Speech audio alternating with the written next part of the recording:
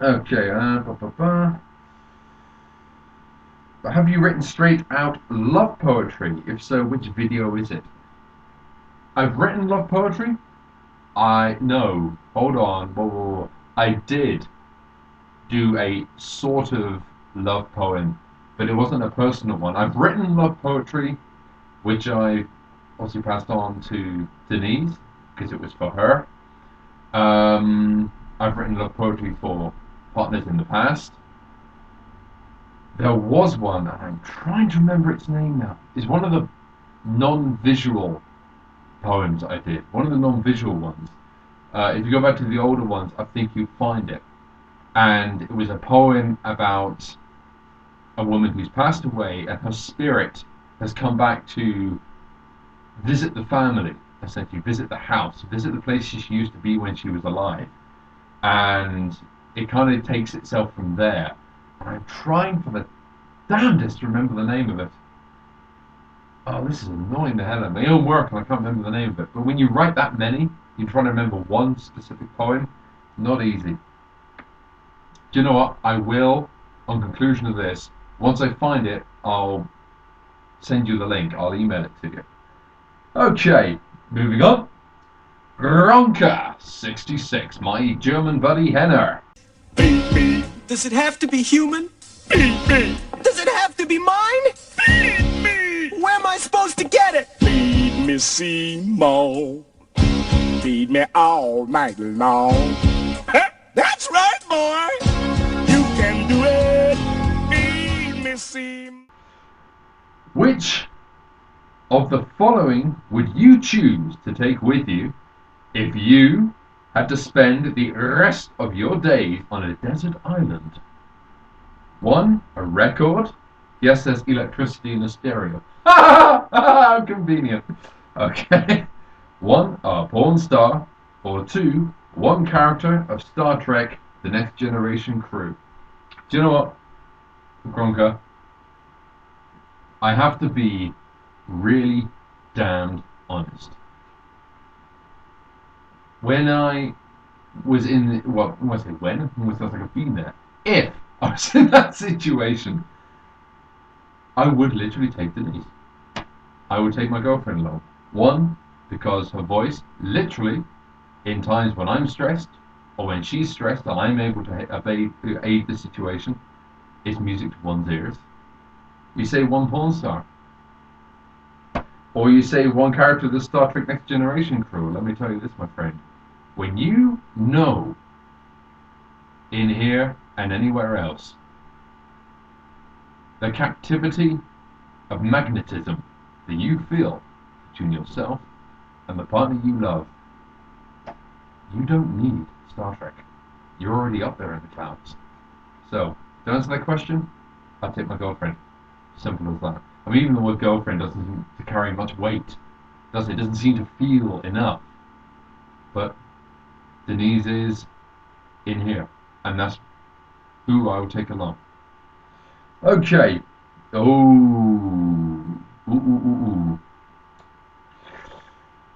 It gives me great honor and pleasure to introduce the next person who's asked me a question on here. This person didn't just ask me a question, she sent me an interview.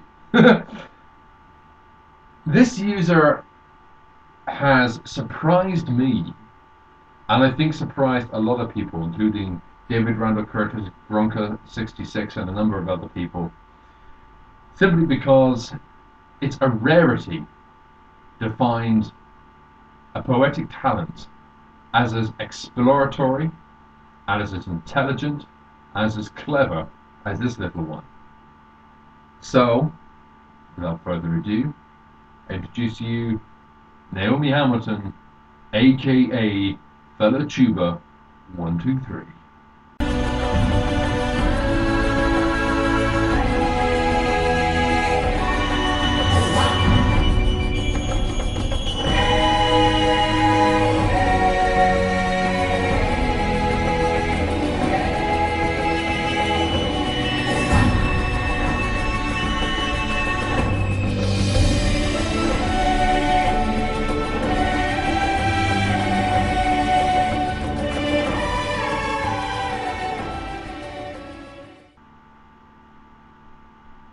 Now, she also asked me, has there ever been a time when you felt absolutely terrified? If so, could you talk about this experience in more detail? Good question. To be honest with you, no. I haven't had a moment in my life where I've been utterly terrified. I mean, really scared out of my brains. However, you once put up a video about lucid dreaming, and do you remember I left a comment about a nightmare I'd had, which did scare the bejesus out of me? Okay?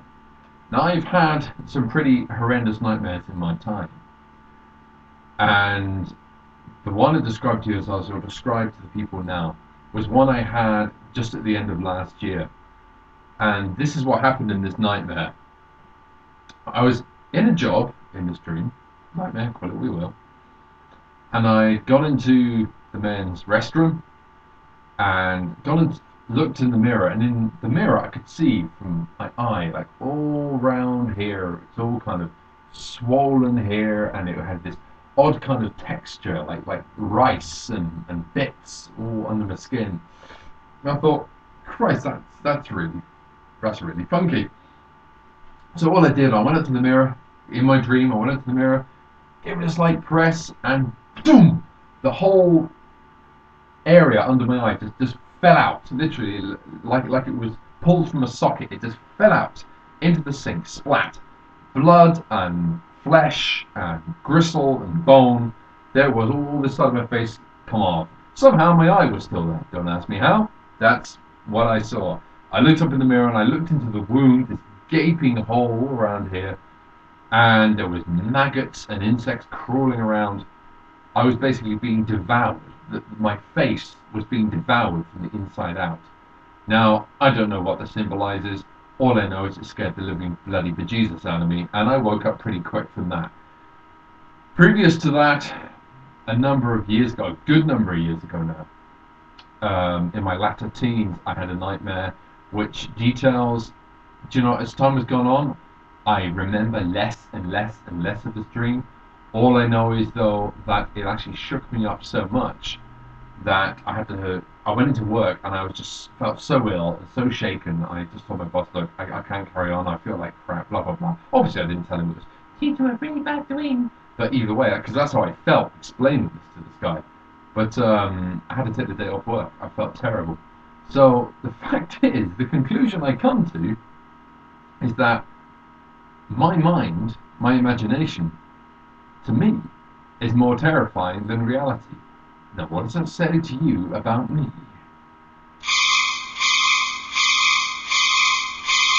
Okay.